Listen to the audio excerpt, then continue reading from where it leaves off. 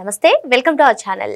వివేక murder case September 16వ తేదీన దేశ అత్యున్నత న్యాయస్థానం ఒక తీర్పు ఇచ్చింది. 8 వారాల్లో ఈ కేసును కొలిక్కి తీసుకురావాలని, అదేవిధంగా 2 వారాల్లో సునీత గారిని ట్రయల్ కోర్టులో పిటిషన్ దాఖలు చేయాలని కూడా చెప్పింది.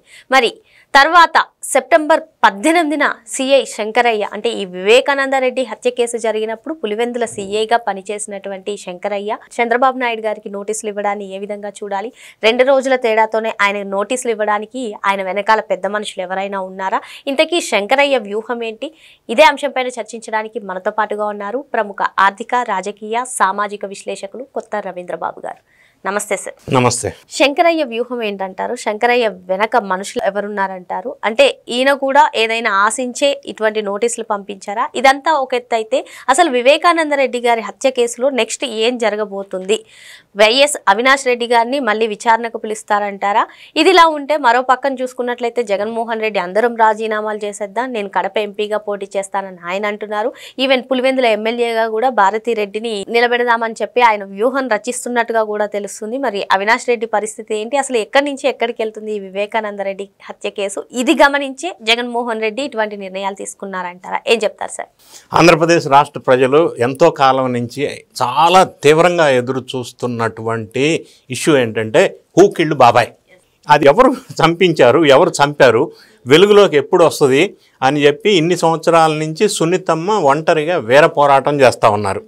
సో ఇది ఎక్కడ బయటకు వస్తే తాడేపల్లి ప్యాలెస్లో ఇబ్బందికరమైన వాతావరణం ఉంటుందా అని చెప్పి బయటికి రాకుండా వాళ్ళ స్థాయిలో వాళ్ళు విశ్వ ప్రయత్నం చేస్తున్నారు. ఈ పోరాటాలు ఇవన్నీ కోర్టు కేసులు నేపథ్యంలో అనూహ్యంగా మీరు ప్రస్తావించినట్టుగా ఒక సర్కిల్ ఇన్స్పెక్టర్ స్థాయిలో ఉన్న ఒక వ్యక్తి ప్రభుత్వంలో ఉన్నటువంటి చీఫ్ మినిస్టర్కి లీగల్ నోటీస్ ఇవ్వటం అనేది చాలా గొప్ప విషయం, ఆశ్చర్యకరమైన విషయం, ఆందోళన కలిగించే అంశం. సర్వీస్లో ఉన్న సర్కిల్ ఇన్స్పెక్టర్ చీఫ్ మినిస్టర్కి లీగల్ నోటీస్ ఇచ్చేంత స్థాయికి ఒక ఉద్యోగం చేస్తున్న వ్యక్తికి సాధ్యం కాదు. ఫస్ట్ పాయింట్ అంటే దాని వెనక కొంతమంది పెద్ద మనుషులుండి ఈయన చేత ఆట ఆడిస్తున్నారు. దాని వెనక వ్యూహం ఉంటుంది. లేకపోతే హౌ డేర్ ఒక సర్కిల్ ఇన్స్పెక్టర్ చీఫ్ మినిస్టర్కి లీగల్ నోటీస్ పంపించడం? దీని అసలు ఎవరు ఈ శంకరయ్య? అక్కడి నుంచి మనం విశ్లేషణ చేద్దాం పార్టీలకు అతీతంగా. పులివెందుల్లో బాబాయ్ హత్య జరిగినప్పుడు ఆ పులివెందుల సర్కిల్ ఇన్స్పెక్టర్ శంకరయ్య అని అంటున్నారు. అసలు పేరు శంకర్ రెడ్డి అని కూడా ఒక వాదన వినిపిస్తూ ఉంది. సరే, మనం దాని జోలికి వెళ్ళదలుచుకోలేదు. ఈ శంకరయ్య బాధ్యత ఏంది? బాధ్యత గల పోలీస్ ఇన్స్పెక్టరు హత్య జరిగిన రోజు early morning first Avinash Reddy అక్కడికి చేరుకున్నారు. ఆ విషయం అది సిబిఐ వాళ్ళు వెలుగులోకి తెచ్చిన విషయం, నేను సొంతగా చెప్పే విషయం కాదు. వెలుగులోకి ఆయన వెళ్ళిన తర్వాత ఆయన వివేకానందరెడ్డి గారు ఒక బ్లడ్ కింద ఉంది, ఫ్లోర్ అంతా తల పగిలుంది. ఆ సందర్భంలో అప్పుడు పబ్లిక్ కూడా విషయం తెలిసింది. ఫస్ట్ జగన్ రెడ్డి గారికి వాళ్ళ కుటుంబ సభ్యులకి ఈయన అవినాష్ రెడ్డి ఫోన్ చేసి చెప్పాడని సాయిరెడ్డి చెప్పాడు. ఆ సంఘటన ప్రదేశంలో సీన్ ఆఫ్ అఫెన్స్ ఏదైతే ఉన్నాయో దాన్ని ప్రొటెక్ట్ చేసుకుంటూ పోస్ట్ మార్టంకి పంపిస్తూ సాక్ష్యాలు తారుమారకుండా చేయాల్సిన బాధ్యత పోలీసు వాళ్ళది. అవినాష్ రెడ్డి ఈ సిఐ శంకరయ్యకి ఫోన్ చేసి జనానికి విషయం తెలిసింది, బాబాయ్ హత్య గావించబడ్డారు, లేదా చనిపోయారు, లేదా గుండెపోటు, తర్వాత ఏదన్నా విషయం ఇక్కడికి వచ్చిండి మీరని చెప్పి పిలిచారని చెప్పి సిబిఐ వాళ్ళ విచారణలో బయటకు వచ్చిన అంశం. అప్పుడు సిఐగా ఉన్న శంకరయ్య అక్కడికి వెళ్ళినప్పుడు సీన్ ఆఫ్ అఫెన్స్ డిస్టర్బ్ కాకుండా సాక్ష్యాధారాలను కాపాడాల్సిన బాధ్యత నెరవేర్చాల్సిన ఈయన బాధ్యత రాహిత్యంగా అధికార దుర్వినియోగం చేసి ఆ బ్లడ్ అంతా క్లీన్ చేసేసి తల పగిలుంటే దాన్ని గంగిరెడ్డి లేదా ఆ టీం వాళ్ళ డాక్టర్స్ చేత కుట్లేసి తలకు కట్టు కట్టించి, మూడోది పోస్ట్ మార్టం జరగకుండా అంత్యక్రియలకు ఏర్పాటు చేస్తున్నారు. అంటే ఇవన్నీ ఎవరైతే హంతకులు ఉన్నారో వాళ్ళని ప్రొటెక్ట్ చేయటం కోసం ఈ సర్కిల్ ఇన్స్పెక్టరు అధికార దుర్వినియోగంతో వాళ్ళకి సహకరిస్తూ ఇది అంత కార్యక్రమం సక్సెస్ఫుల్గా ఈయన సమక్షంలో జరిగింది. ఈ విషయం ఎవరు చెప్పారంటే ఇదే శంకరయ్య సిబిఐ విచారణలో చెప్పారు, వాంగ్మూలం ఇచ్చారు. ఇచ్చిన తర్వాత ఎవరైతే హంతకులు ఉన్నారో వాళ్ళు ఈ శంకరయ్యని మేనేజ్ చేశారనేది స్పష్టంగా అర్థమవుతుంది. ఆ మాట నేను చెప్పలా. శంకరయ్య ఇచ్చిన వాంగ్మూలంలో ఏం చెప్పారంటే అవినాష్ రెడ్డి, భాస్కర్ రెడ్డి, శంకర్ రెడ్డి నన్ను బెదిరించారు, అందుకని నేను వాళ్ళకి సహకరిస్తూ ఈ సీన్ ఆఫ్ అఫెన్స్లో సాక్ష్యాలన్నీ తారుమారు చేసే విధంగా నేను ప్రవర్తించవలసి వచ్చింది అని సిబిఐ విచారణలో చెప్పారు. చెప్పిన తర్వాత నెక్స్ట్ స్టెప్ ఏంటంటే మెజిస్ట్రేట్ ముందు ఈయన 164 స్టేట్మెంట్ వాంగ్మూలం ఇవ్వాలి. అది ఇవ్వకుండా అవాయిడ్ చేస్తూ వచ్చాడు, డిలే చేస్తూ రకరకాల రీజన్స్ చెప్తూ మెజిస్ట్రేట్ ముందు స్టేట్మెంట్ ఇవ్వకుండా చేశారు. ఈయన చేత చేపించారు హంతకులు ఎవరైతే ఉన్నారో ఆ బ్యాచ్. ఈ విషయాలన్నీ ఇట్లా ఉన్నప్పుడు ఫస్ట్ ఏమన్నారు, హార్ట్ అటాక్ అన్నారు, తర్వాత హత్య గావించబడ్డారు అన్నారు, తర్వాత ఎలక్షన్ దగ్గరకు వస్తూ ఉంది. అప్పట్లో ఈ హత్య జరిగినప్పుడు తెలుగుదేశం ప్రభుత్వం అధికారంలో ఉంది. తర్వాత చంద్రబాబు నాయుడు గారు ఫోటో పెట్టి గొడ్డలు పెట్టి నారాసులు రక్త చరిత్ర అన్నారు. ఇట్లా ప్రజల్లో వేరే సమాచారాన్ని ఇంజెక్ట్ చేయటం వల్ల అప్పుడు ఎలక్షన్లో వైఎస్ఆర్ కాంగ్రెస్ పార్టీ వాళ్ళు లబ్ధి పొందిన కొన్ని అంశాల్లో ఇదొక అంశం. తర్వాత సునీతమ్మ బాబాయ్ కూతురు వచ్చి పోస్ట్ మార్టం చేయకుండా తీసుకెళ్ళడానికి వీల్లేదు, పోస్ట్ మార్టం చేయాలని ఇన్సిస్ట్ చేసినప్పుడు పోస్ట్ మార్టం చేయవలసి వచ్చింది. వీటన్నిటి అంశాల్లో ఈ సిఐ శంకరయ్య అనే అతను వాళ్ళకి హంతకులకి సహకరించాడు అన్న విషయం చంద్రబాబు నాయుడు గారు ఆ సిబిఐ స్టేట్మెంట్ ఆధారంగా చాలా సందర్భాల్లో ప్రస్తావించారు. దాన్ని బేస్ చేసుకొని సెప్టెంబర్ 18న శంకరయ్య ఒక లీగల్ నోటీస్ పంపించారు. ఇలా మాట్లాడటం వల్ల ఆయనకు పొరువుకి నష్టం కలిగింది. 1.45 crores పొరువు నష్టం దావా వేశారు ఈయన. అయితే ఈయన ఇప్పుడు ఆ సంఘటన జరిగినప్పుడు ఇదంతా విషయాలు వెలుగులోకి వచ్చినప్పుడు ఆ శంకరయ్యను సస్పెండ్ చేశారు.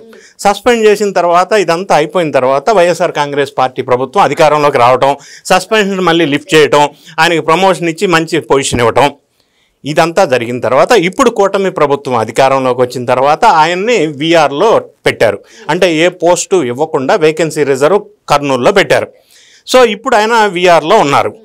అనూహ్యంగా ఇప్పుడు సడన్గా మీరు ఇందాక ప్రస్తావించినట్టుగా వివేక హత్య కేసులో సునీతమ్మ గారి పిటిషన్ సుప్రీంకోర్టులో వేశారు. అవినాష్ రెడ్డి తదితరులకి బెయిల్లో ఉన్నారు, అది రద్దు చేయండి అని. సరే, సుప్రీంకోర్టు సుదీర్ఘంగా విచారించి క్లోజ్ చేసిన అంశం ఏంటంటే మళ్ళీ సునీతమ్మని ట్రయల్ కోర్టులో పిటిషన్ వేసుకోండి, సిబిఐ మళ్ళీ ఎంక్వైరీ చేయండి, ఈ ట్రయల్ కోర్టు సిబిఐ కోర్టు ఏదైతే ఉందో అది 8 వారాల్లో రిపోర్ట్ ఇవ్వండి, క్లోజ్ చేయండి అని చెప్పారు. ఈ గైడెన్స్ ప్రకారం మళ్ళీ సునీతమ్మ ఇందులో పిటిషన్ వేస్తారు, మళ్ళీ సిబిఐ వాళ్ళు ఎంక్వైరీ రీస్టార్ట్ చేస్తారు, అందులో అవినాష్ రెడ్డి హంతకులు ఎవరున్నారు అనేది విషయాన్ని మళ్ళీ వెలుగులోకి తీసుకొచ్చే ప్రయత్నం చేస్తారు. అప్పుడు అవినాష్ రెడ్డిని విచారణకు పిలిచే అవకాశం ఉంది. అవినాష్ రెడ్డితో పాటుగా ఇంకెవరైతే నిందితులుగా చెప్పబడుతున్నారో అక్యూస్డ్ సునీతమ్మ గారు ఏదైతే చెప్తున్నారో పిటిషన్లో వాళ్ళందరి మీద మళ్ళీ విచారణ చేసే అవకాశం స్పష్టంగా ఉంది. ఇది 16న జరిగితే 18th ఇతను నోటీస్ ఇచ్చాడు. సో ఈ రెండింటికి లింకు ఉన్నదే అనే విషయం విచారణ సంస్థలు దీన్ని ఆధారంగా చేసుకొని విచారణ చేయవలసిన అవసరం ఒకటి ఉంది.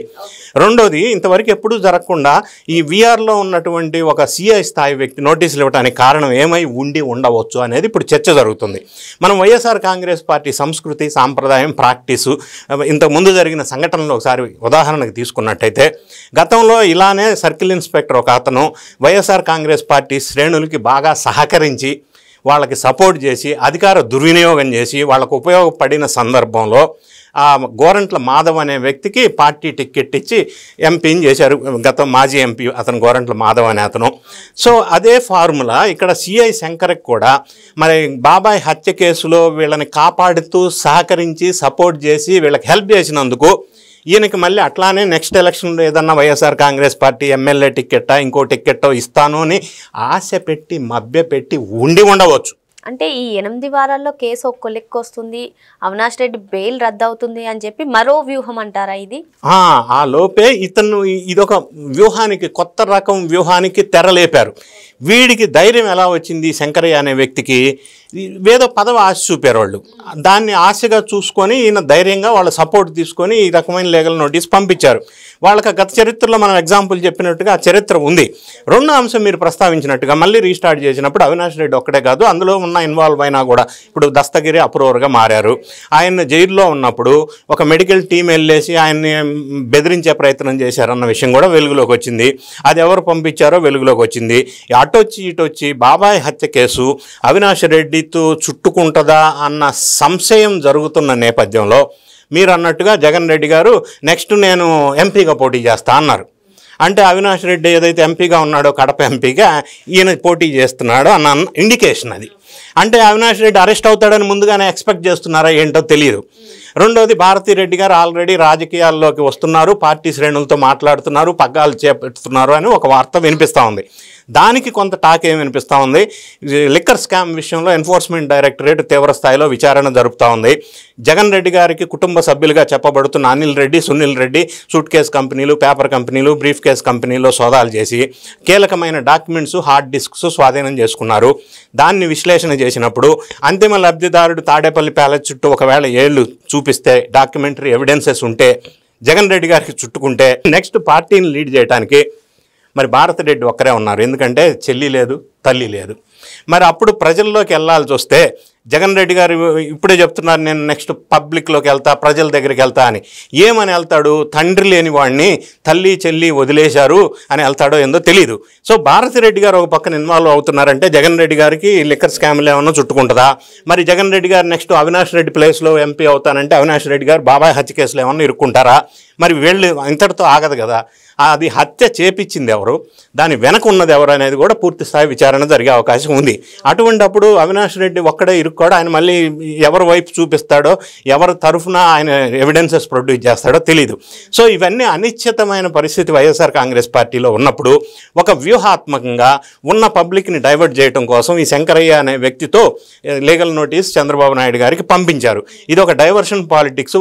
ఆ పార్టీ జగన్ రెడ్డి గారి కుటుంబ సభ్యులు ఎదుర్కొంటున్న అనిశ్చితమైన ఇటువంటి ఇబ్బందికరమైన పరిస్థితుల్లో నుంచి వాళ్ళని ప్రొటెక్ట్ చేసుకోవడం కోసం, డైవర్ట్ చేయడం కోసం ఈ శంకరయ్య అనే వ్యక్తిని తెర మీదకి తీసుకొచ్చి ఒక వ్యూహం పన్నినట్టుగా మనకి ఇవన్నీ చూసినట్టయితే మనకి స్పష్టంగా అర్థమవుతా ఉంది. మరి ఏదేమైనప్పటికీ వైఎస్ వివేకానందరెడ్డి గారి హత్య కేసులో వైఎస్ అవినాష్ రెడ్డికి ఉచ్చు బిగుస్తుందని చెప్పి ఇది ముందే గ్రహించి జగన్మోహన్ రెడ్డి ఈ విధంగా ప్లాన్ చేశారమ్మో, అందుకే సిఐ శంకరయ్యను కూడా రంగంలోకి దించారమ్మో అని చెప్పి రవీంద్రబాబు గారు అనుమానం వ్యక్తం చేస్తున్నారు. మరో అంశంతో మళ్ళీ కలుద్దాం.